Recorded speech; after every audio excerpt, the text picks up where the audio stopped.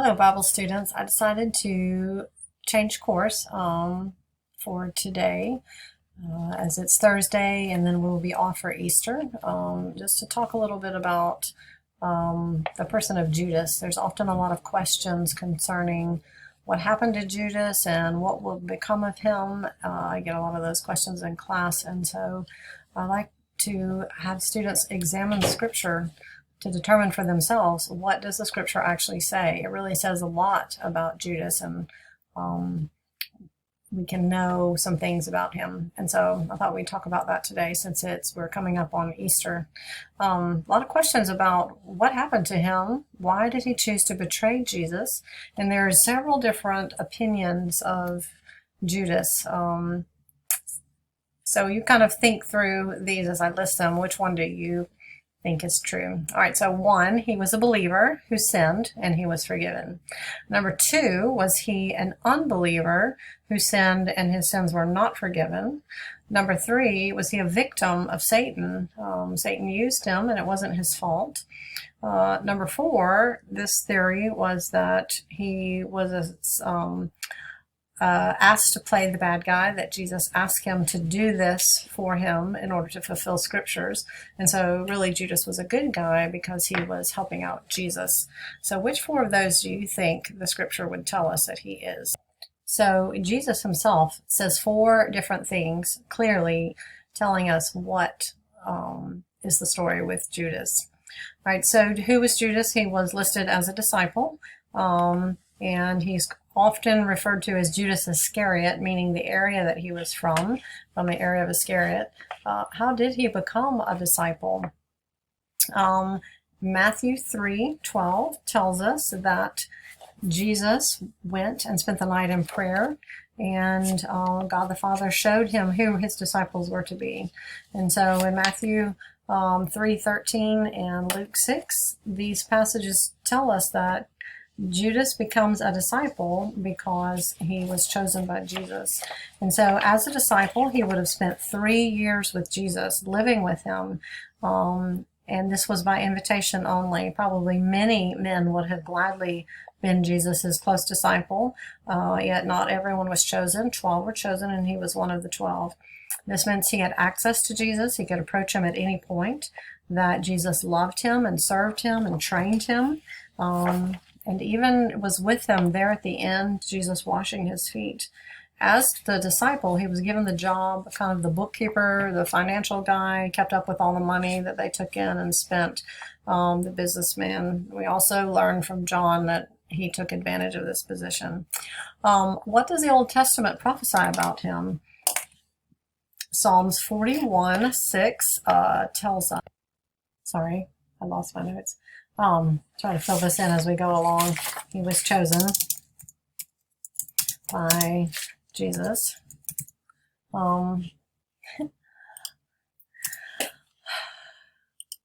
Psalms 41 tells us that the betrayer would be a close friend, that someone would eventually betray Jesus and that he would be a close friend, and that Zechariah tells us the price that he would be betrayed for, and Zechariah tells us that it would be 30 pieces of silver, which is exactly what Judas got.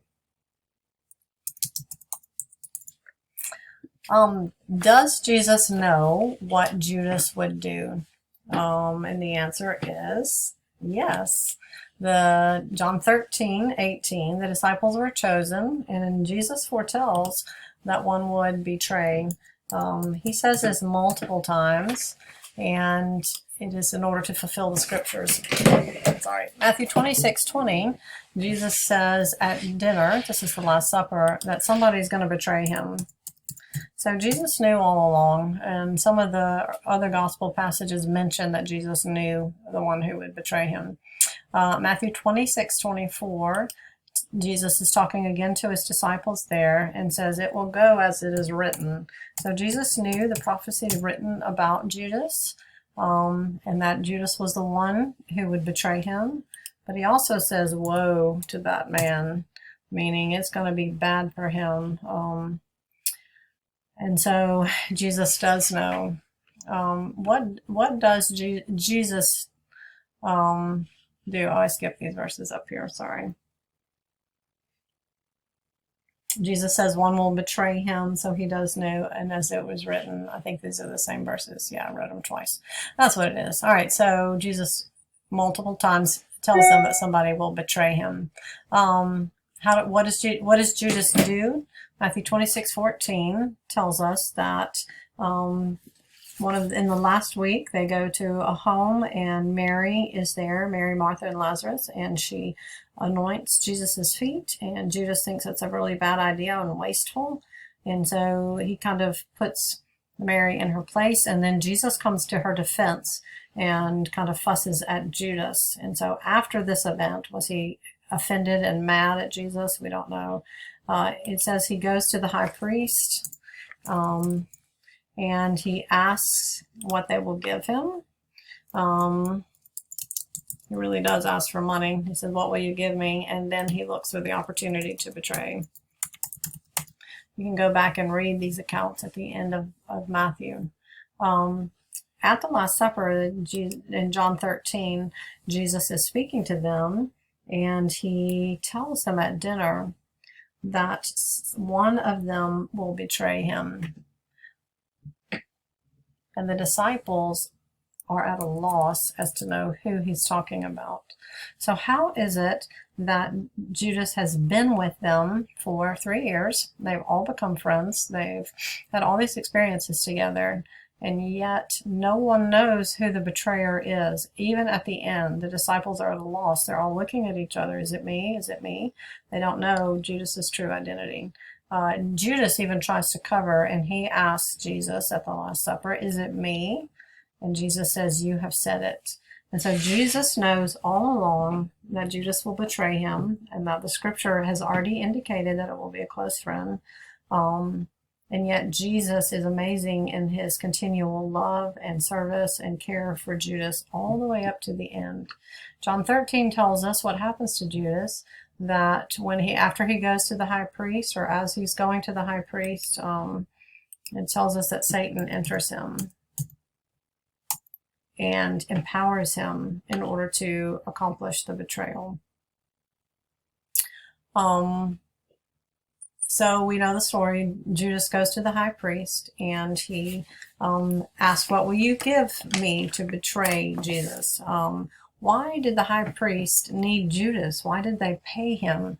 And the answer is that they needed an insider in order to lead them to Jesus at a time where the crowd was not there. The very last week of Jesus' life, he came in on Sunday to the crowds waving palm branches and welcoming him, and then he goes to the temple and begins teaching and healing and doing those things. At night, he would go out to the Mount of Olives. I guess it was like the great state park there, because whenever Jesus came into Jerusalem, often he would go out at night and up on the Mount of Olives in order to spend the night. And so my guess is, I don't know, but I suspect that the Mount of Olives was a very large place where you could find multiple areas to spend the night. And so the chief priest would need to know where he was kind of at a different time, rather than the middle of the day where the crowds were there and the crowds might get upset. And so they needed an insider. Judas would know exactly where Jesus was, and he could lead the ones who wanted to kill him right to him. And so the priests were glad, and they offered Judas 30 pieces of silver in order to betray him. And so we all know after the Last Supper, Jesus looks at him and tells him what he does to do quickly.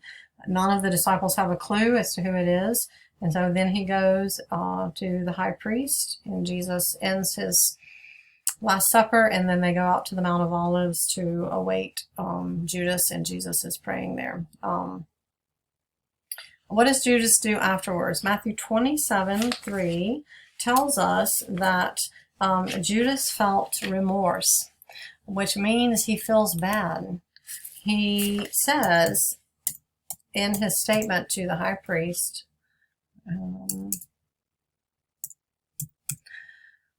he goes back to the high priest that gave him the money, and he throws it to them at the floor, probably very dramatically.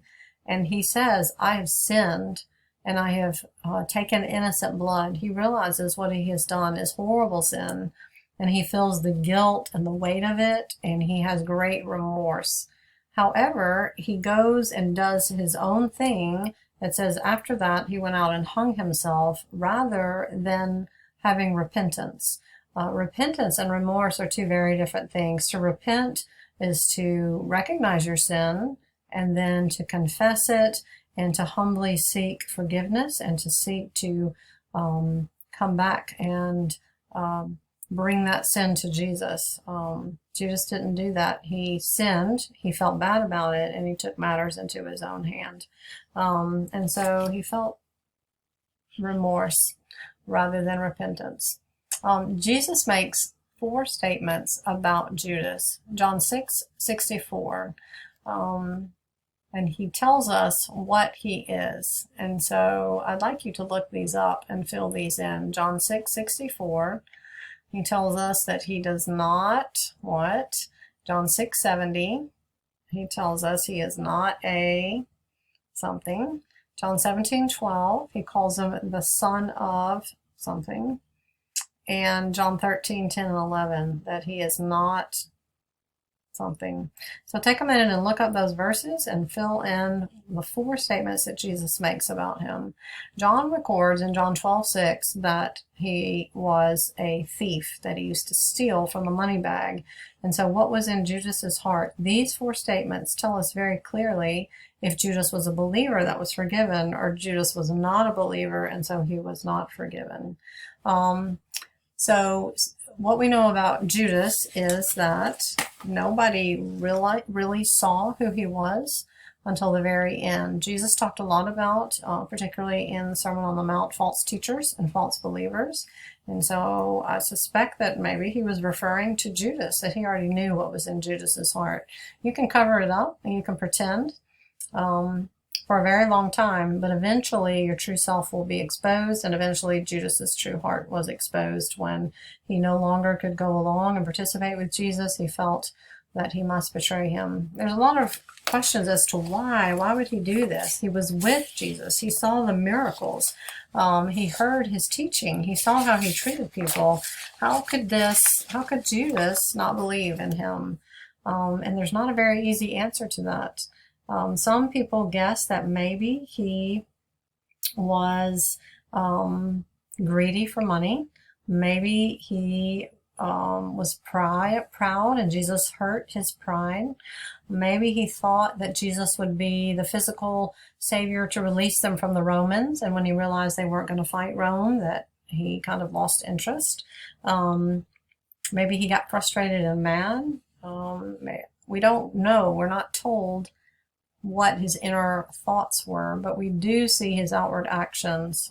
When he's given the opportunity to betray Jesus, he takes it. He takes a small amount of money, 30 pieces of silver, it's not much, and then betrays the man who is giving his life for him. And we do know that Satan did enter him. So did Satan make him do it? And from Scripture, we know that Satan can never make you do something you don't want to do. But the principle that is so important to learn from Judas is that he can't make you do something you don't want to do, but he can give you an opportunity and empower you to do what's already in your heart. And so that desire to betray Jesus and go a different direction, go his own way. Matthew at the very end, or is it Acts, says Judas went astray. He went his own way, away from Jesus. Satan provided him the opportunity and the means, the motivation, the money, the chief priest, the time to do that. And then Satan entered him, giving him the power to go ahead and do that. And so it's very concerning as we look at Judas's life, to think that someone in Jesus's inner circle could do that. It was already foretold by the prophets, but Judas was completely 100% responsible for the decision that he made.